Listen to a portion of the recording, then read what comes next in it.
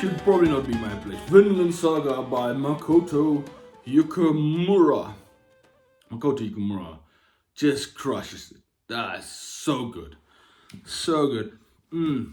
I mean, the big thing was, book 4 was such a stunning masterpiece in Vinland Saga. Could book 5 even live up to it in any way? I could never see this surpass book 4. I could not think that anything can surpass book 4, but we'll see, the series is still long. But I didn't expect this to, because the thing that you realize after the madness that ended, there is definitely going to be a shift, especially of location and of story in this.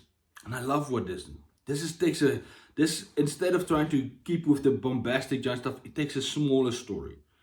We start to go where we were at war the whole time, and there is a little bit of the war stuff still in here in one of the storylines, but most of our time we spend on a farm in Denmark.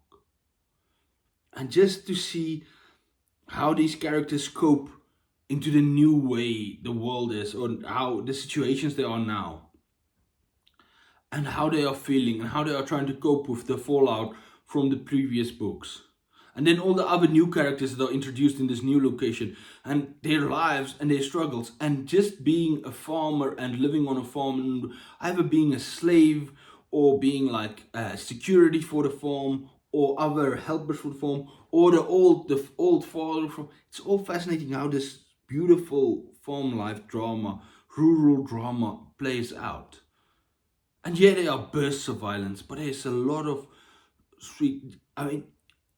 So I grew up a farmer. I grew up on a farm, and then I was a farmer for 15 years of my life. They really get it, the feeling of planting, sowing the seeds, just being on a farm. They really get that feeling for me that I had as a girl. And then this is obviously now in a Denmark in the medieval, pre-medieval, I guess, Middle Ages time, whatever. Yeah, it's just perfectly done, and the characters are so well realized, and the moments are so well built around. I know it's smaller than what's come before. It is so intimate that you can't help but fall in love with it and be amazed by it. And it starts dealing with like PTSD becomes really, and what is your, when you had one purpose and that purpose is taken away from you, do you have a reason to live on? Can you find a new purpose in life? And if you have lived a violent life, what effect will that have? How is the PTSD and stuff like that? And how it explores that in the story and the things that, Vinland Saga always finds a way, even in this small, to have truly shocking moments, but at the same time, truly tender, beautiful moments. And it balances all of this in such a beautiful array. One of the best farm stories I've ever liked, or stories that takes place on a farm that I've ever read.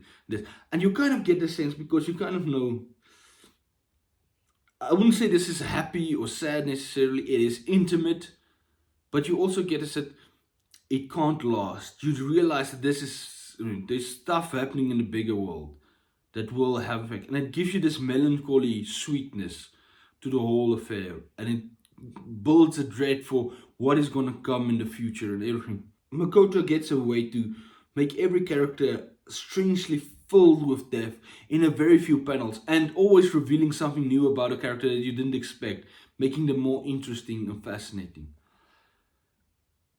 It is amazing what Makoto Yukamura accomplishes with Vinland Saga. And it feels like he can do no wrong. Honestly, at this point, it really does feel like he can do no wrong. Although there was like one thing where one guy said something that sounded strangely too modern, but then it made sense, and it's like, oh, okay, no, he finds a way to get away with anything. But it feels strangely grounded for a manga as well, and for the crazy stuff you see in here. But it's so beautiful. Just the art in here is something I wanna. The art of the farm in here is like, but there is a sense of depth. It's like, but there's such detail in the quality of this art. Oh, look at this! Look at that art. Of the mangas I've read so far, the art in here is by far the best and the most amazing and just crazy. Makoto Yukamura is just one of those unbelievable storytellers to just you shouldn't be able to tell such a great story and you make such great art, draw such great art at the same time. It should be illegal. Nobody should be that talented. Nobody should be talented. You know what? 1 star. 1 star for that because I'm jealous of Mikoto Yukumura's talent. Done.